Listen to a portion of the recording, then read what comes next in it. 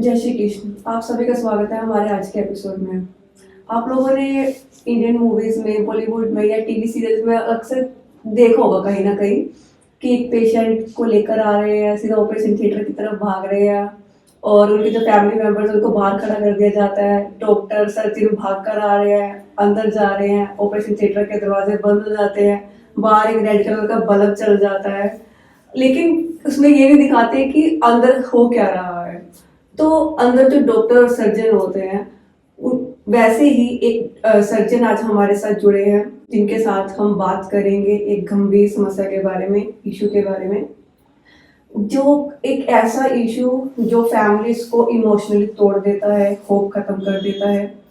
जी हाँ, हम कैंसर के बारे में बात करेंगे, उनसे पूरी डिटेलिंग में जानेंगे कैंसर क्या है, कैसे होता है, सब कुछ इस पॉडकास्ट में आपको देखने को मिलेगा, सुनने को मिलेगा।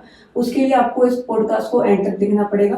पर उससे पहले स्वागत कीजिए हमारे गेस्ट सूर्य उदय सिंह जी का। जय Shri Krishna sir. Jai Shri Krishna, thank you so much. I am doctor Surya Uday Singh. मैं चंडीगढ़ से बेसिकली बिलोंग करता हूँ।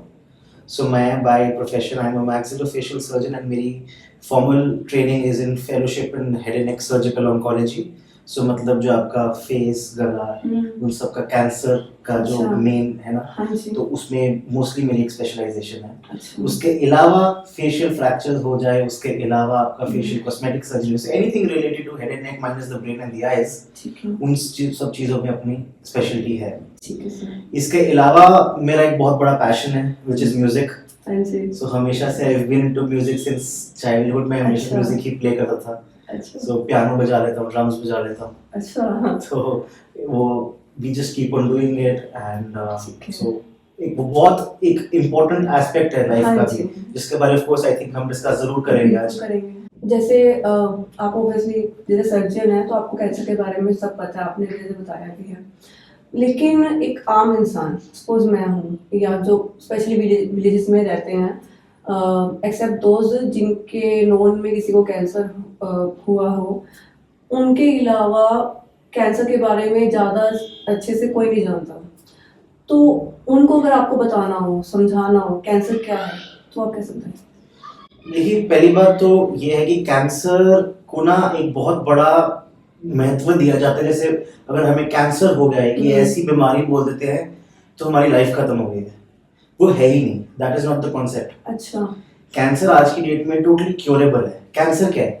कैंसर आपके बॉडी के खुद के सेल्स हैं जो नॉर्मली ग्रो कर रहे हैं, एक्स्ट्रा ग्रो कर जाते हैं। आप इस तरीके से समझिए जैसे हमारी कंट्री है, हमारी कंट्री में सारे लोग रहते हैं, उसमें से कुछ लोग टेररिस्ट बन जाते हैं। टेररिस्ट बन जाते हैं क्यों? क्योंकि उनको गवर्नमेंट से कोई इशू है। हाँ जी, बिल्कुल। अब वो इशू रिजॉल्व नहीं होता तो इसलिए वो वायलेंट मेजर्स पे आते हैं। सेम वे से कैंसर ऐसा है जो नॉर्मल आपके बॉडी के सेल्स हैं वो कैंसरस सेल्स बन जाते हैं। अच्छा। क्योंकि बॉडी में आपका लाइफस्टाइल चेंजेस ऐसा है, जेनेटिक मॉडिफिकेशन ऐसा है जिसकी वजह से प्रोबेबली इश्यूज है। तो उसकी वजह से सेल्स जो होते हैं वो अग्रेसिव हो जाते हैं। अच्छा। तो it is just uncontrolled growth, accumulation of a lot of cells। ठीक है। एंड कैंसर आज की डेट में अगर सही टाइम पे एक बेसिक जो हम गांठ बांध ले वो ऐसी है कि कैंसर अगर हमें पहले तो हमें उसे प्रिवेंट किया जाए। अगर बाय चांस हमें कैंसर हो जाता है तो उसको अर्लीस्ट स्टेज पे पकड़ा जाए। इस तरीके से कैंसर 100% क्योरेबल है। जैसे अभी आपने बोला कि ये एक डिजीज नहीं है, लेकिन कॉमन हो चुके हैं आज के टाइम में। तो स्टैटिस्टिक्स की अगर बात करें, क्या लगता है आपको कि लोगों के बीच में ये बीमारी या जो भी कैंसर है ये ज्यादा हो रहा है? देखिए, ये अब एक बहुत इलैबोरेट क्वेश्चन है। अगर हम ये बोलें कि इंडिया, हाँ जी, कैंसर के एटम बॉम्ब पे है इस वक्त। अच्छा। It is like that. अच्छा। By about 2025 or 26, India probably would be named as cancer capital of the world. इतना ज़्यादा increase हो रहा है कैंसर, because इससे हम हमारा next एक चीज़ पे हम आते हैं, that is causes of cancer. हाँ जी। Because statistics आजकल कैंसर के इतने increase हो रहे हैं, मरीज इतने ज्यादा कैंसर से पीड़ित हो रहे हैं कि अच्छा। क्योंकि अवेयरनेस थोड़ी सी शायद बढ़ रही है, फिर भी उतनी नहीं है। नहीं है, डायग्नोस्टिक एबिलिटीज, जांच करने की एबिलिटीज थोड़ी सी बढ़ रही है, इस करके लोगों को ज्यादा पता चल रहा पता है। चल रहा है। विलेजेस में जाके, गांव में जाके ग्राउंड लेवल से जो इन्वेस्टिगेशन होनी चाहिए वो किसी हद तक हो रही है, होनी स्टार्ट हुई है, हुई है। पर जिस लेवल तक होनी चाहिए वो नहीं वो हुई। नहीं है। तो इन सब चीजों से हमें ये हो रहा है कि मतलब कैंसर का एक जो लोग सामने आ रहे हैं वो थोड़े ज्यादा हमें पता चल रहा है, पेशेंट लोड ज्यादा है। अच्छा। अब इसमें हम कारण की अगर बात करें सो द आपका 75% of the cancers is due to lifestyle. Lifestyle की वजह से 5 से 15% आपका जो कैंसर होगा वो आपका जेनेटिक होगा। अच्छा। हाँ जी, जेनेटिक, ठीक जी। है। अब लाइफस्टाइल में भी सबसे ज्यादा इंपॉर्टेंट चीज क्या है, आपका टोबैको, तंबाकू लेना। जिसको टोबैको या तो आप चबा सकते हो या आप उसको फूंक सकते हो, स्मोकिंग। और दूसरी चीज होती है आपका अडल्टरेटेड फूड। आजकल के टाइम पे मतलब आपका कोई ऐसा खाना है ही नहीं जो आपको बिना अडल्टरेशन के, बिना इंसेक्टिसाइड्स, पेस्टिसाइड ये सब के आपको मिलेगा। हाँ। तो ओवरऑल यूजुअली हमारी बॉडी में ऑलरेडी कैंसर सेल्स प्रेजेंट है, बट हमारी बॉडी का जो इम्यून सिस्टम है जो उससे फाइट कर रहा है, अच्छा, वो उससे अच्छा खासा लड़ रहा है। हाँ। तो जब ऐसी और इतनी सारी और चीजें आ जाती हैं जो एक कैंसर सेल का एक बर्डन बॉडी के इम्यून सिस्टम पे, बॉडी के डिफेंस मैकेनिज्म पे बर्डन ज्यादा हो जाता है, तो जो कैंसर सेल हैं वो अपने आप उनको रास्ता मिल जाता है और ग्रो करने का टाइम मिल जाता है। अच्छा, अब जैसे आपने कॉजेस की बात की है, फूड एक पॉइंट बताया आपने, टोबैको एक पॉइंट बताया, इससे अलग भी कुछ है रीजंस, कॉजेस जो जिसकी वजह से कैंसर होता है? जी, बहुत सारे रीजंस हो सकते हैं। जैसे आपका एनवायरमेंटल पोल्यूशन हो जाता है। अच्छा। एयर पोल्यूशन, उसमें क्या है आपका लंग कैंसर आजकल कितना ज्यादा कॉमन, उसके non smoking related lung cancer जो है that is the 7th most common cancer. अच्छा। क्यों? जो पार्टिकुलेट मैटर होता है वो जाता है आपके लंग्स में थ्रू द एल्वियोलाई, वो आगे जाके आपके ब्लड स्ट्रीम में जाता है। अच्छा। अब ब्लड स्ट्रीम में जाके it can cause inflammation. Cancer में इन्फ्लेमेशन बहुत ज्यादा होती है throughout the body, so वो इन्फ्लेमेशन कॉज करेगा, वो that is one of the major causes of cancer. उसके बाद अगर जैसे मदर्स जो हैं, अगर जब वो प्रेग्नेंट हैं तो या वो अगर अल्कोहल ले रही है या कुछ मेडिसिन होती हैं, ठीक है, वो मेडिसिन अगर ले रहे हैं तो जो बेबी है, when the baby comes out, वो एक चांस होता है कि हाँ कैंसर होने के चांसेस इंक्रीज ज्यादा हो जाते हैं। सो ये एक ना पूरा होलिस्टिक चीज है, मतलब पूरा एक मल्टीफैक्टोरियल चीज है जिसको मैं बोलूं कि इतने सारे वेरियस एलिमेंट्स और इंस्ट्रूमेंट्स हैं जिसकी वजह से एक कैंसर डेवलप होने के चांसेस बहुत ज्यादा बढ़ जाते हैं। जैसे अभी आपने फूड की बात की है, जैसे जो नॉन स्मोकर है, जो तंबाकू कंज्यूम नहीं करते हैं, उनकी बात करते हैं, क्योंकि आजकल लोग फास्ट फूड वगैरह ज़्यादा बाहर खाना पसंद करते हैं, स्पेशली जो कॉर्पोरेट में काम कर रहे हैं उनका ज़्यादातर बाहर ही खाना पीना होता है। तो ऐसे में जैसे लाइफस्टाइल की आपने बात की थी, ऐसे में आप क्या एक रिकमेंड करना चाहोगे उन लोगों को कि भैया आप अपने लाइफस्टाइल की तरफ, फूड की तरफ स्पेशली इस तरह का फूड ना खाएं और इस तरह का फूड खाना पसंद करें, तो क्या बोलना चाहोगे? देखिए, 3 तरीके की ना आप मान सकते हैं रसोई होती है। अच्छा। सबसे पहले होती है भगवान की रसोई। हाँ जी। ये मेरे प्रोफेसर होते थे, वो भी ये चीज पे प्रचार करते थे। अच्छा। एंड उसके बाद बहुत टाइम के बाद जाके समझने लगे हम ये चीज, और हमें ये बात पता चली कि एक होती है भगवान की रसोई। हाँ जी। मतलब जो आपको नेचुरल आपको मिल रहा है, सबको नेचर जो आपको दे रही है, खान पान वगैरह, पौधों से जुड़ा हुआ सब सात्विक सब कुछ। हाँ जी। बिल्कुल। नेक्स्ट होती है इंसान की रसोई, जो आप बिल्कुल घर पे बनाते हो, जो आपको शुद्ध भारत का, हाँ जी, शुद्ध भारतीय भोजन, मील एट होम। एंड तीसरी होती है शैतान की रसोई। अब वो शैतान की रसोई है जो आजकल सबसे ज्यादा कॉमन है, जो आपके सारे प्रोसेस्ड, अल्ट्रा प्रोसेस्ड फूड्स होते हैं। अब इसमें क्या होता है, ये इंसेक्टिसाइड्स, केमिकल्स डालते हैं ताकि इसकी शेल्फ लाइफ बढ़े। बिल्कुल। अब शेल्फ लाइफ बढ़ेगी कि जितनी देर तक वो ठीक रहेगा, उसमें से वो फाइबर्स निकाल देते हैं। अब वो फाइबर्स जो फाइबर होते हैं, अगर फाइबर उसमें रहेंगे तो खाना खराब हो सकता है, बट वो नेचुरल खाना है। जब आप उसके फाइबर्स निकाल दोगे, उसको केमिकल से कर दोगे, तो उसकी शेल्फ लाइफ इंक्रीज होगी, उसकी सेल्फ लाइफ आपके खुद के सेल्फ के लिए कम हो जाएगी। क्योंकि क्या होता है, आपकी इंटेस्टाइन है, जो आपकी इंटेस्टाइन है, वो उसमें 70 ट्रिलियन बैक्टीरिया होते हैं। अच्छा। 70 trillion bacteria are there in your intestine, पहले से, हमेशा। अच्छा।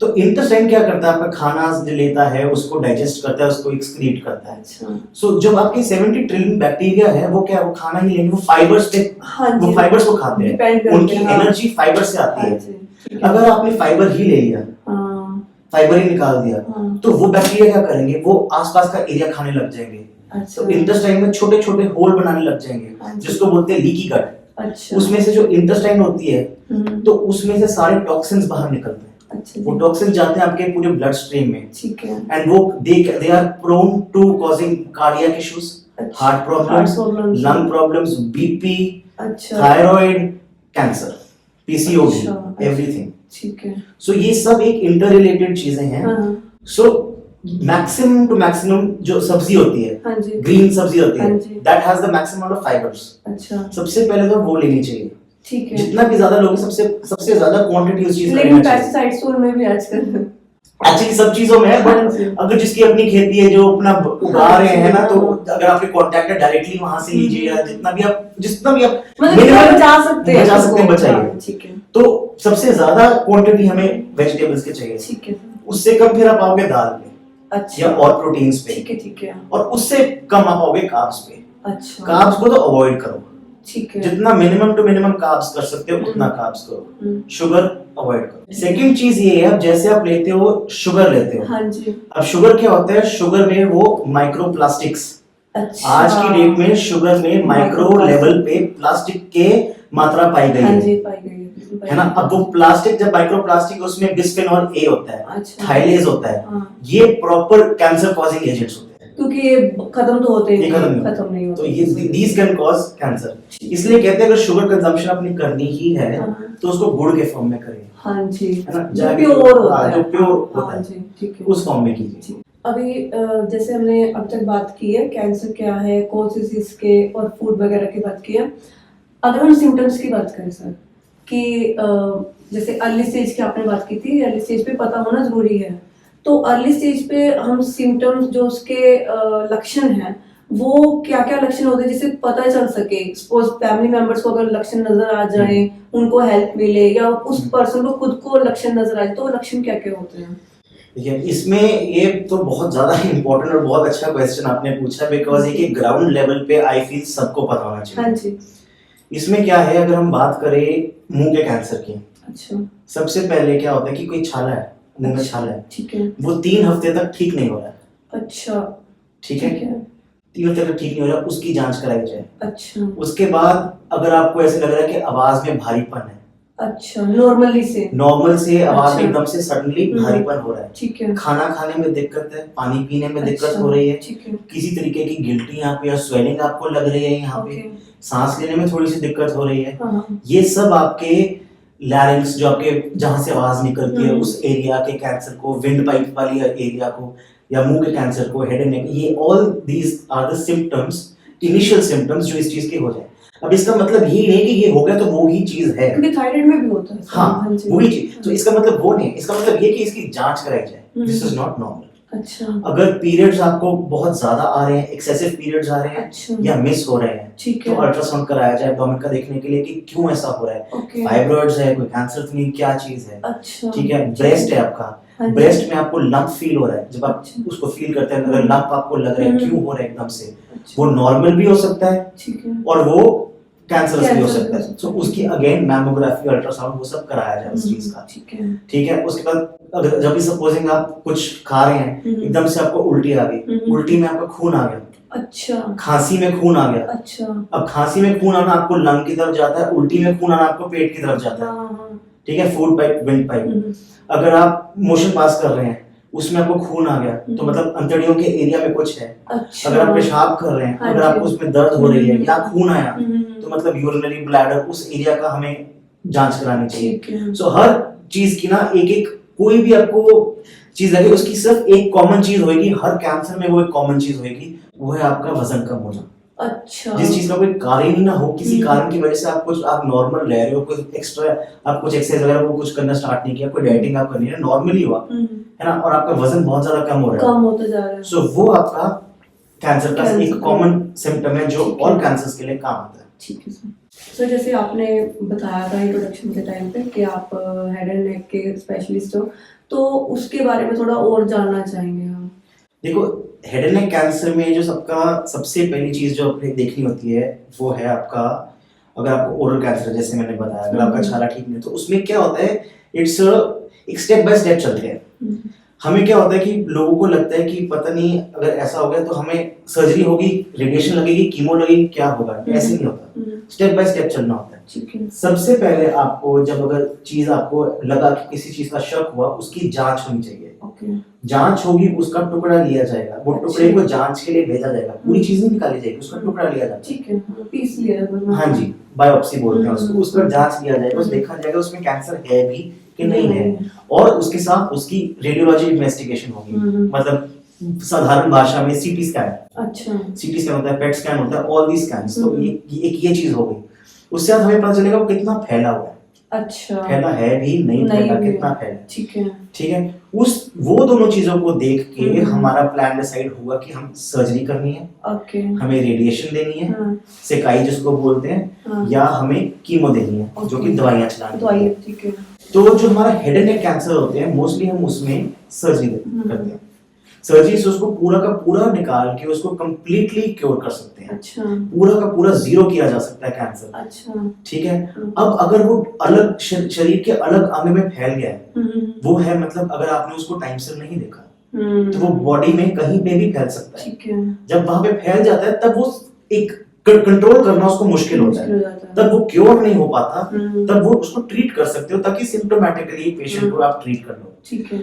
सर्जरी के बाद ट्रिपल मोडालिटी थेरेपी होती है। सर्जरी के बाद यूजुअली आपको सिकाई देनी होती है कई केसेस में। अच्छा। सर्जरी के बाद जो आप निकालेंगे वो दोबारा जांच के लिए जाएगा। अच्छा। जब वो वापस आएगा वो हमें बताएगा कि आपको सिकाई देनी है नहीं देनी, अकेली सिकाई देनी है या उसके साथ दवाइयां चलानी है, कीमो देनी है कि नहीं। सो मोस्टली एक ये बहुत होलिस्टिक अप्रोच होती है, एक ये बहुत कंबाइंड अप्रोच होती है जिसका हमें ध्यान रखना चाहिए। तो जैसे भी आपने बात की है कि सर्जरी होती है तो ऑब्वियसली फैमिली मेंबर्स को समझाना एक होता होगा, एक चैलेंज की तरह भी होता होगा कि हाँ, एक तो पहले बताना कि ये जरूरी है और मानते नहीं होंगे, थोड़ा डर लगता होगा, इमोशनली उनको हैंडल करना, एक होप देना, एक चैलेंजिंग काम रहता होगा।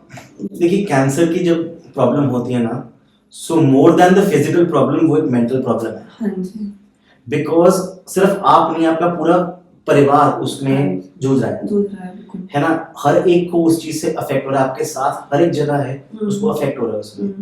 तो इस चीज को बहुत एक डेलिकेट वे से हैंडल करना चाहिए और एक पॉजिटिव, बिकॉज मैं आपको बता रहा हूँ एंड ये चीज हमने देखी भी है, आपका माइंडसेट जो है ना वो बहुत आपका इंपॉर्टेंट रोल प्ले करता है। अच्छा। अगर आपका एक पॉजिटिव माइंडसेट हो वो आपको हीलिंग में बहुत हेल्प करेगा और ये साइंटिफिकली प्रूवन है। अच्छा। इसमें बहुत आर्टिकल्स भी हैं। If you think positive it will be better for you to heal as well. ठीक है। तो अगर फैमिली से आपको डील करना, डेफिनेटली लोग इमोशनल होंगे, बट आपको अपफ्रंट होकर उनको बताना है। किसी की गलती नहीं है कि ये हुआ है, बट अब जैसे हुआ है वो हमें उसको बेस्ट कैसे डील करना है, बेस्ट कैसे उस चीज को हैंडल कर सकते हैं, बेस्ट कैसे उसको ट्रीट कर सकते हैं। एंड मैं आपको दोबारा ये चीज बोलता हूँ, कैंसर आज की डेट में पूरा का पूरा क्योरेबल है। अच्छा। बिल्कुल ठीक हो सकता है। ठीक है। एंड इसमें एक चीज और मैं ऐड करूंगा कि जैसे सर्जरी में लोग सोचते हैं कि बहुत ज्यादा महंगी सर्जरी है, बहुत ज्यादा एक्सपेंसिव है, तो इसमें जैसे गवर्नमेंट ने ना बहुत हमारी इसमें एक पॉलिसीज बनाई, जैसे आयुष्मान भारत की पॉलिसी है। हाँ जी। अब उसमें क्या होता है, उसमें बहुत लो पेइंग सर्जरी आप कर सकते हो। अच्छा। जिसमें आप पेशेंट को मिनिमल टू जीरो पैसा देना है, कुछ देना तो दवाइयों का थोड़ा सा देना होगा। ठीक है। तो सब कुछ फ्री ऑफ कॉस्ट भी पेशेंट के लिए हो सकता है। ये तो और एनजीओज है जो ऐसा काम करवाते हैं थ्रू द गवर्नमेंट। सो आज की डेट में हर चीज एक तरीके से संभव है, सिर्फ ये बात है कि ये इंफॉर्मेशन हर एक विलेज लेवल पे, ग्राउंड लेवल पे जानी चाहिए और लोगों को डरना नहीं चाहिए कि हम ऐसे ही रह लेंगे। एक सोसाइटी का भी होता है ना, सोसाइटी का भी, जैसे पहले HIV का होता था, लोगों को बताया गया एड्स के थ्रू, हर चीज के थ्रू एक अवेयरनेस फैलाई गई, एक इसके लिए भी अवेयरनेस की जरूरत है। एब्सोल्युटली,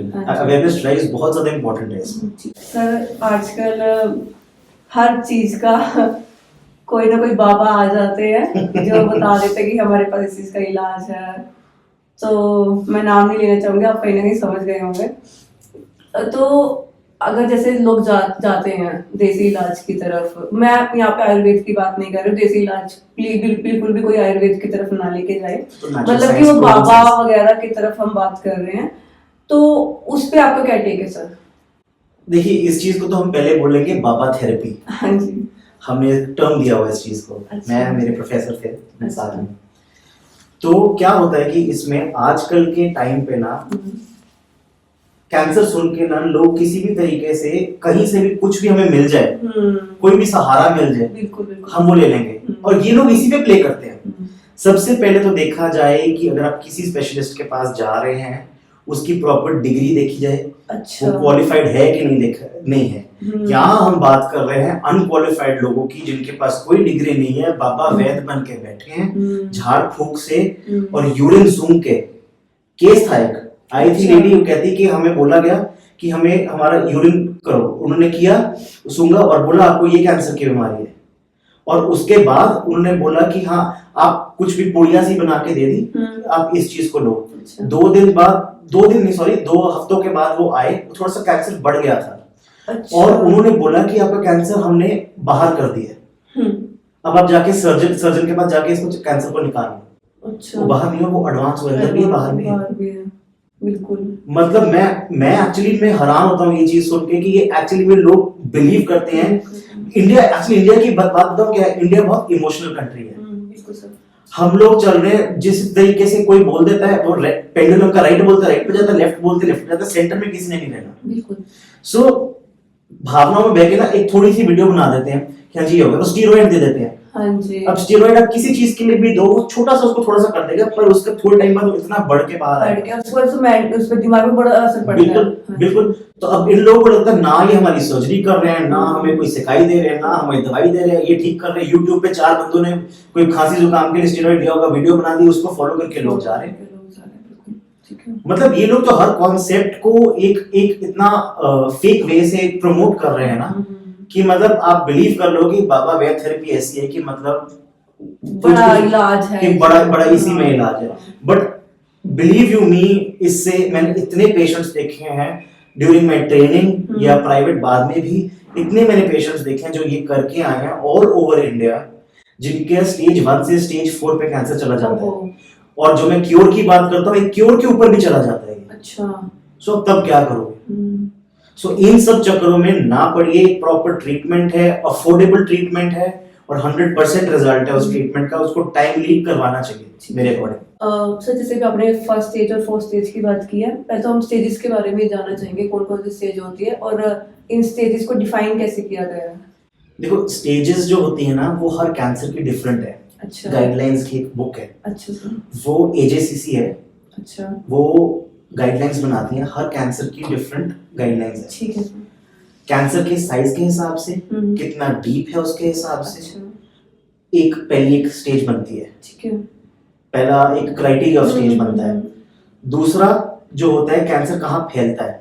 अच्छा। अपने आसपास की गांठों में फैलता है सबसे पहले। अच्छा। ठीक है। जैसे मुंह का होगा गले में फैलेगा, पेट का होगा इलिया में फैलेगा, तो वो उस तरीके से वहां पे वो फैलता है। तो सबसे पहले गांठों वाला होता है, that is the second criteria. The third criteria is अपनी ओरिजिनल साइट से कितना दूर फैलता है। अच्छा। वो तीसरी साइट है। ठीक है। तो इन तीनों चीजों का क्राइटेरिया देख के हम कंबाइन करके बनाते हैं स्टेज 1 है, 2 है, 3 है, 4 है। ओके।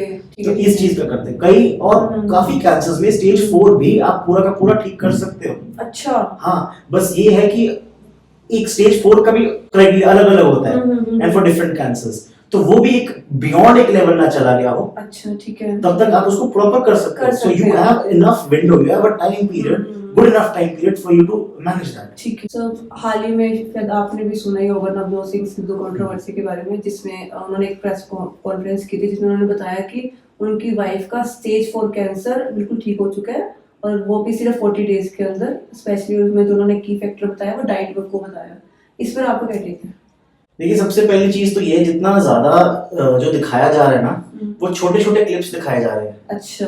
काट के क्लिप्स दिखाए जा रहे हैं। अच्छा। अगर आप ध्यान से पूरी इंटरव्यू देखोगे ना, उसमें उन्होंने बताया हुआ है कि उनकी वाइफ ने रेडिएशन मिस किया, अच्छा, which was the cause of the recurrence। ठीक है। सर्जरी उन्होंने करवाई है, दवाइयाँ कीमो की इनकी चल रही है। अच्छा इसके साथ उन्होंने बताया है डाइट। अच्छा। अब इतना हम जरूर कह सकते हैं because of his profession and उनका हमेशा से तो थोड़ा सा हाइट चीज रहती है डेफिनेटली, बट जो उन्होंने बात कही है उसमें गलत नहीं है। गलत नहीं है। अब सबसे पहली बात अगर हम बात करेंगे जो आप कह रहे हो कि 40 डेज, अब देखिए उस इतनी जल्दी आपको वो पेट स्कैन से पता चला। अब पेट स्कैन आपको तब कोई चीज बताएगा जब वो 5 mm से बढ़ के है। अच्छा। अब मे बी कैंसर कंप्लीटली गया ना, may be 1 mm 2 mm blood stream में कहीं सर्कुलेटिंग होता है, वो चीज होती है, हो भी सकता नहीं भी हो सकता, बिल्कुल आपको पता नहीं चलेगा। पेट स्कैन आपको बताएगा 5 mm के ऊपर। अच्छा। अब ये आपको रेगुलर फॉलो अप रखना पड़ता है। अच्छा। आपको हर महीने देखना है, फिर उसके बाद हर 2 महीने देखना है। 5 साल तक अगर आप वो पेशेंट को देखते रहेंगे तब आप बोल सकते हो पेशेंट इज कैंसर फ्री। अच्छा। Patient has been cured of cancer 5 साल तक। अब दूसरी चीज वो कहते हैं कि हमें बोला गया कि 3 to 5% सर्वाइवल है। अच्छा। अब दिस इज जो ये जो स्टेटमेंट दी गई है ना, ये बहुत कंफ्यूजिंग स्टेटमेंट है। एक्चुअली बात क्या होती है, इट इज अ 5% और 3% सर्वाइवल रेट। अच्छा। सपोजिंग आप मान के चलो 1 लाख पेशेंट को कैंसर है, हाँ जी, उसमें से 5% बचेंगे, मतलब 5000। अच्छा 5000 पेशेंट बचेंगे, आप उस 5000 में से हो सकते हो। आपका पूरा सर्वाइवल रेट है उसमें 100% है उन 5000 में। अब इसका मतलब ये होता है, हाँ। इसको इस तरीके से बोला गया कि चांस सर्वाइव करने का ही 5%। अच्छा। तो ये एक बहुत और डिफरेंट चीज है। अब आते हैं डाइट पे। हाँ जी। डाइट पे उन्होंने सबसे पहले बोला कि आप वीट ना यूज करो, खाओ वो उस वीट मतलब जो भी है ना, कहते हैं आजकल की टाइम पे जेनेटिकली मॉडिफाइड होती है आपकी, है ना। अब उसमें क्या होता है, जोनुलिन होता है एक आपकी इंटेस्टाइन में, जो कि इंटेस्टाइन के आगे पीछे ना जाए उस चीज को रेगुलेट करता है। अच्छा ठीक है। तो अब जो ये आपका जेनेटिकली मॉडिफाइड होता है, ये उस जोनुलिन का लेवल इंक्रीज करता है। अच्छा, उसकी वजह से जो इंटेस्टाइन के टाइट सा गैप होता है, ये थोड़ा लूज हो जाता है। अच्छा। ये टाइट जंक्शन को लूज कर देता है। अच्छा। अब लूज करता है जो अगेन इंटेस्टाइन के टॉक्सिन्स है वो सारे बाहर जाएंगे, बाहर जाते तो अगेन वो ब्लड स्ट्रीम में जाएंगे। अच्छा अब बात करें इसकी अपनी हल्दी की, हाँ जी, कर्क्यूमिन। अब वो क्या करता है, एक्चुअली कैंसर में क्या होता है, P53 एक होता है हमारी बॉडी में ट्यूमर सप्रेसर जीन। अच्छा। मतलब इसका ये है कि P53 नाम से एक जीन है जो कि कैंसर के सेल को कंट्रोल करता है। अच्छा। मतलब बढ़े ना, ठीक है, उसको रोक के रखता है। हाँ। अब कैंसर में क्या होता है, उसकी हाइपर मिथाइलेशन, मतलब एक प्रोसेस होता है मॉलिक्यूलर लेवल पे जिसकी वजह से इसका ability to stop the cancer खत्म हो जाती है। जो आपकी हल्दी है वो इस चीज को रोकती है। अच्छा। और ये साइंटिफिकली प्रूवन चीज है। हल्दी तो हाँ बिल्कुल, ये साइंटिफिकली प्रूवन चीज है। नेक्स्ट चीज हम बात करते हैं बेरीज। अब बेरीज में उसमें क्या था, वो कहते हैं रेस्वेट्रॉल होता है उसमें। अच्छा। टाटा मेमोरियल की स्टडी है कि अगर रेस्वेट्रॉल दिया जाए वो आपके कैंसर के जो क्रोमोसोम्स होते हैं, अच्छा, वो टूट जाते हैं फ्रैगमेंट में। अच्छा। तो क्रोमेटिन वो क्या डिफरेंट जगह चल जाते हैं, तो उससे क्या होता है, स्प्रेड करता है ऐसे कैंसर। तो उस प्रोलिफरेशन को, उस स्प्रेड को वो रोकता है, मतलब स्प्रेड ना करे। अच्छा। बेरीज का फंक्शन ये है। अच्छा। अब इन सब का मतलब ये नहीं कि सिर्फ यही इफेक्ट करेगा, इन सब का मतलब ये कि ये ऐड ऑन कर सकता है, ये हेल्प कर सकता है। एक और चीज उन्होंने बोली थी, इंटरमिटेंट फास्टिंग। अब अगर हम बात करें कि इंटेस्टाइन की, इंटेस्टाइन आपका 5 घंटे लगाती है खाने को डाइजेस्ट और एक्सक्रीट करने में। 5 घंटे लगाती है। हाँ। अच्छा। और उसके बाद आपकी जो लिवर है, लिवर को बोलते हैं मदर ऑफ ऑल ऑर्गन्स। हाँ जी बिल्कुल। लिवर उसके बाद सारा कुछ रेगुलेट करा के सारे ऑर्गन्स को ठीक ठाक देख के फिर लिवर का सोने का टाइम होता है जो और 5 घंटे है। अच्छा। 10 घंटे आप कैसे निकल गए? हाँ बिल्कुल। कैंसर सेल्स जो होते हैं उनका अपना एक होता है, कैंसर सेल्स में ना एक माइटोकॉन्ड्रिया नाम से चीज होती है। अच्छा। जो कि एनर्जी जनरेटिंग होती है। कैंसर सेल्स में वो होता नहीं। अच्छा। तो कैंसर की अपनी एनर्जी तो ले नहीं सकते। हाँ। अब वो एनर्जी साथ वाली जगह से लेंगे। अच्छा। तो अब वो साथ खाना फीड करते रहोगे तो कैंसर वहां से अपनी एनर्जी लेता रहेगा। अगर आप उसको जितना नहीं फीड करोगे तो वो एनर्जी लेगा नहीं। और सेल का एक प्रॉपर्टी है कि एक दूसरे को खाता है, अपने आप को खाता है, जिसको बोलते हैं ऑटोफेजी। अच्छा। तो वो ऑटोफेजी वाला जो कॉन्सेप्ट है वो कैंसर सेल्स के अंदर भी अप्लाई करेगा। अच्छा। अगर उनको फूड नहीं मिल रहा तो अगर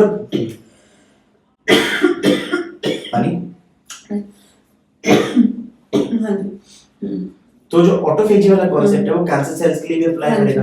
अब कैंसर सेल्स में ये होता है कि अगर वो एक दूसरे को अपने को भी खाएंगे, है ना, तो एक हद तक वो उसको रोक सकता है। अच्छा। सो ये सब चीजें जो है ना, ये एज एन ऐड ऑन है to the already prevalent thing which is आपका सर्जरी चल रहा है, आपका कीमो चल रहा है, रेडिएशन चल रहा है, उसके साथ ये बस ऐड ऑन चीज है। बिल्कुल।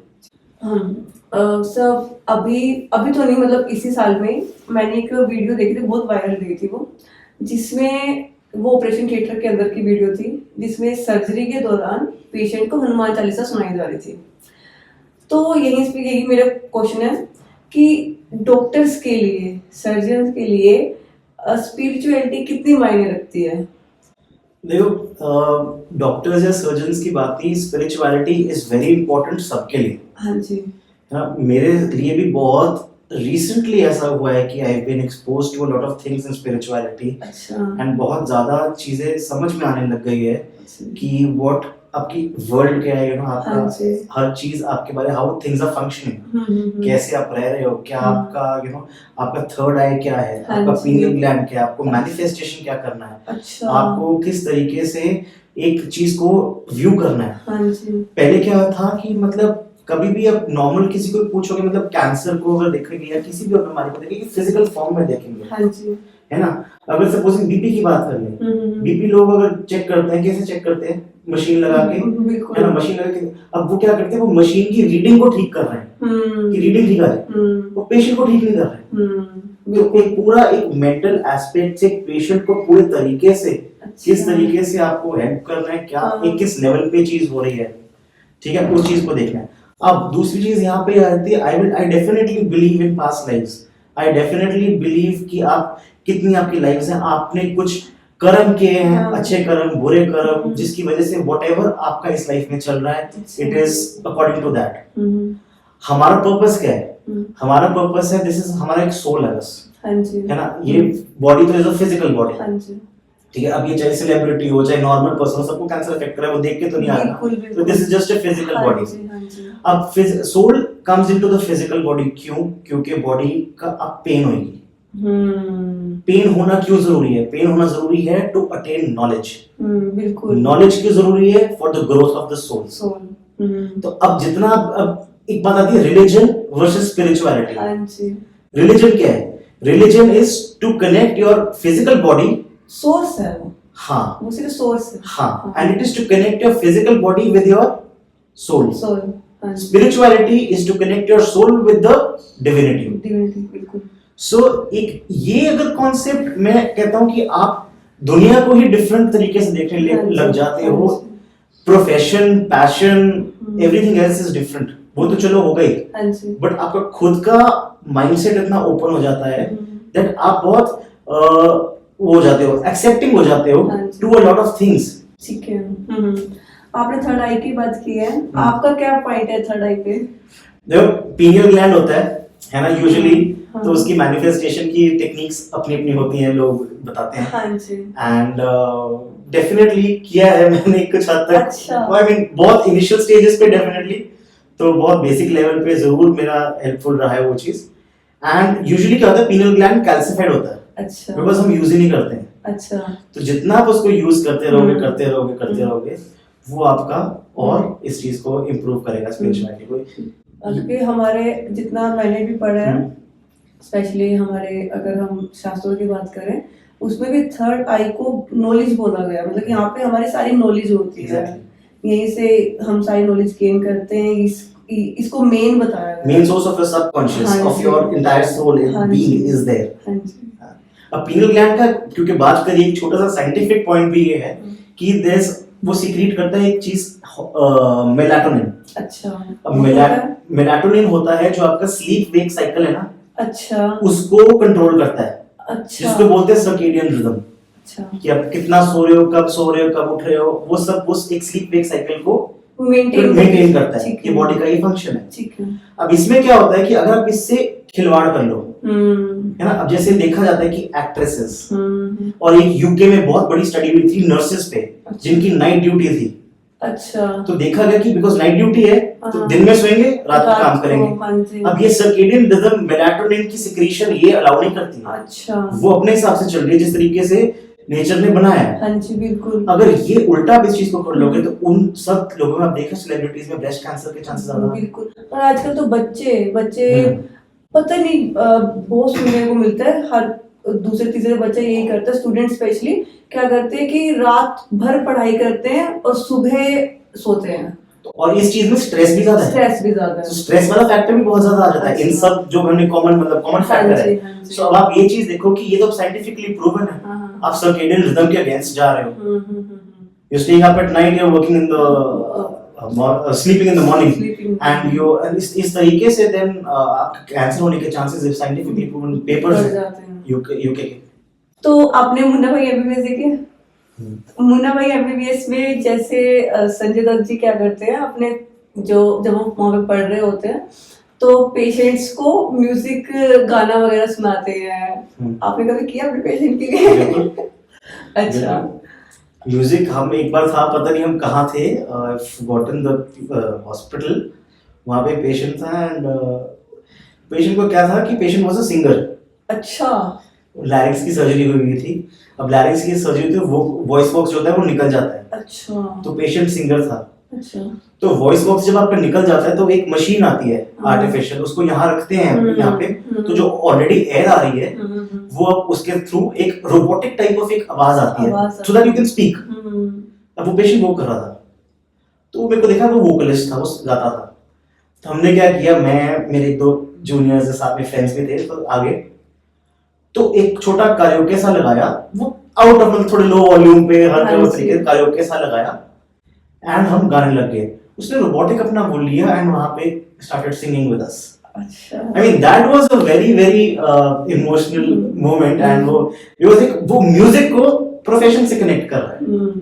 सो वो एक बहुत एक प्योर एक चीज थी और एक बहुत प्योर इमोशनल इंसिडेंट था। जैसे आपने बोला कि म्यूजिक हील करता है, अगर हम पेशेंट्स की बात करें, कैंसर की बात करें, तो इसमें म्यूजिक कैसे काम कर सकता है?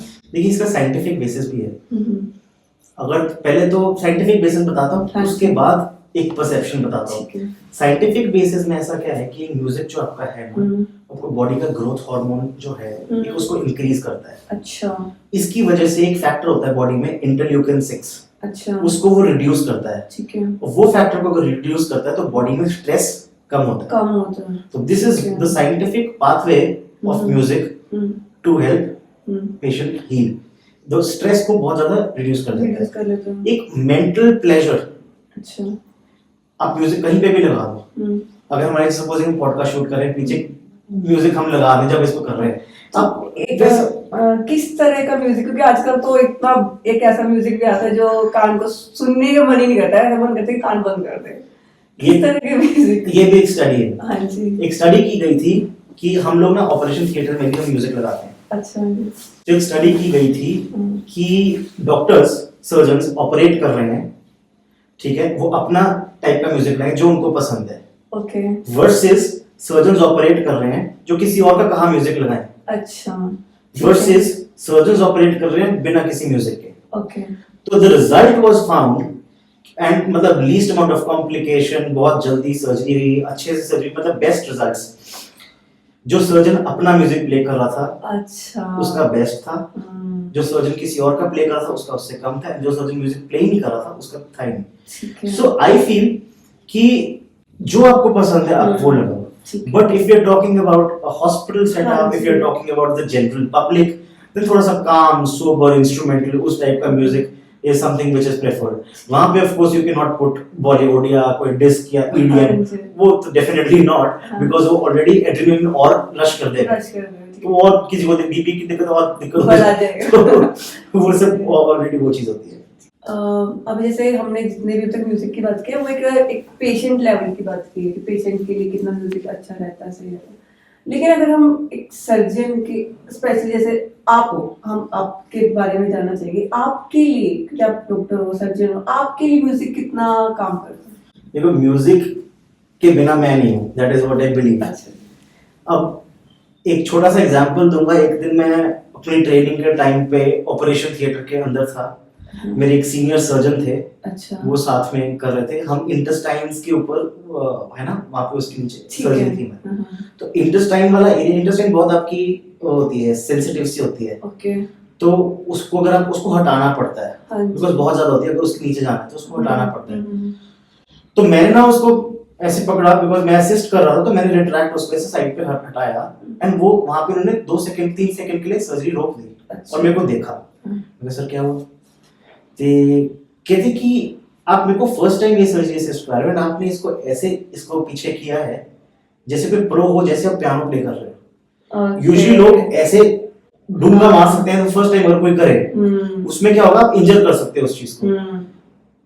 सो अगर आपका कस्टम्ड आप उस चीज से हो, अगर आपका क्या कहते हैं कि जब आप म्यूजिक प्ले कर रहे होते हो ना, म्यूजिक एंड सर्जरी वो एक same part of the brain, same cortex of the brain, same centre of the brain पे अफेक्ट करते हैं। अच्छा। तो आप उसको भी इंक्रीज कर रहे हो।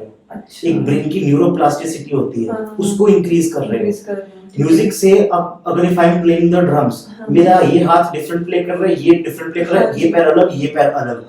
अब मेरे को कभी कोई ऐसा टास्क करना हो, ये हाथ से अपनी सर्जरी करनी हो, पैर से मेरे को वो इंस्ट्रूमेंट होती है कॉटरी, वो चलानी हो, दूसरे हाथ से उसको चलानी, तो मेरे मल्टीटास्किंग तीन मेरे इंस्ट्रूमेंट है। कर लोग लेते हैं टाइम मैं वो बहुत जल्दी आप उस चीज को अट्यून हो सकते हो, उसको कस्टम हो सकते हो उस चीज को।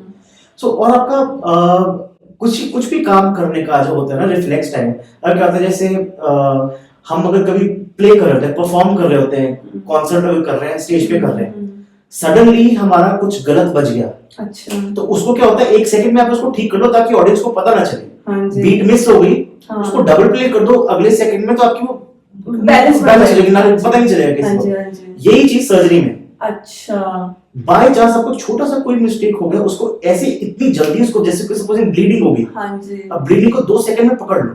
ओके। आपका जो प्रेजेंस ऑफ माइंड है ना, एंड जो आपका इंस्टेंटली आप चीज कर सकते हो, बढ़ जाता है। That becomes very much better if you, because आपका एक होलिस्टिक उस तरीके से आपका अट्यून्ड हो। ठीक है, ठीक है। मैसेज या एडवाइस जो आप सभी को देना चाहोगे? देखिए, the last thing is that cancer को प्लीज एक बहुत ज्यादा घमासान चीज मत ना समझा जाए, and it should be considered कि वो it is like any other normal disease, and बिल्कुल ठीक उसको किया जा सकता है। दूसरी चीज ये है कि सिर्फ और सिर्फ एक टाइप ऑफ मेथड पे नहीं चलना है हमें। एलोपैथी वेस्टर्न मेडिसिन है, ठीक है, वेस्ट से आई। होम्योपैथी जर्मनी से ओरिजिनेट हुई। आयुर्वेदा अपना इंडिया का सबसे ओरिजिनल है। उनानी, सिद्धि, नेचुरोपैथी, 6 चीजें हैं। ईगो हटा के, ईगोलेस होके, सबको साथ में आके होलिस्टिकली इसकी अवेयरनेस क्रिएट करनी चाहिए। प्रिवेंशन के बारे ज्यादा बोलना चाहिए, और उसके बाद अर्ली स्टेजेस पे कैंसर डिटेक्ट करके इसको मैनेज करना चाहिए। जिसका जो भी रोल है वो अपना रोल उस तरीके से अदा करे। ठीक है। ये दूसरा एक मेन पॉइंट है। तीसरा पॉइंट है, मैं जरूर एडवाइस करूंगा सबको कि कोई ना कोई इंस्ट्रूमेंट जरूर आप सीखो। आपकी फ्लेक्सिबिलिटी बढ़ेगी, म्यूजिकल इंस्ट्रूमेंट या गाना भी चाहे सीख लो, तो आपकी फ्लेक्सिबिलिटी बढ़ेगी, आपका प्रेजेंस ऑफ माइंड बढ़ेगा, आपका एक डेक्सटेरिटी बढ़ेगी, एंड आप बहुत अच्छे तरीके से आप जो भी आप प्रोफेशन में हो आप उसको निभा पाओगे।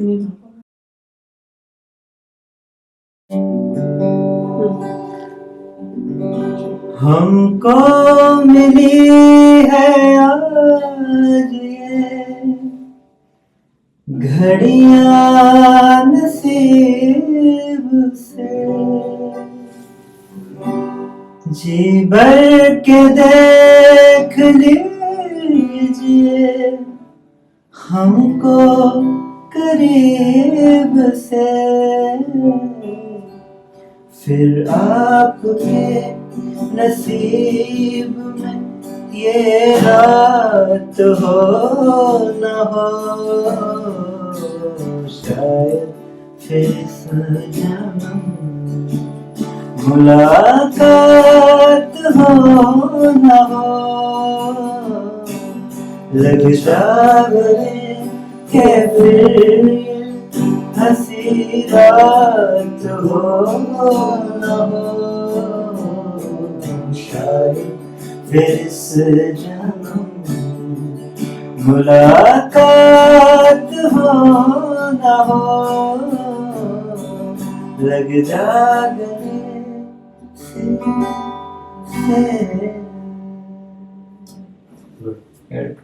अगर आपको आज का पॉडकास्ट अच्छा लगा तो इस वीडियो को लाइक और शेयर जरूर कीजिएगा, और चैनल को सब्सक्राइब जरूर कीजिएगा। जय श्री कृष्ण।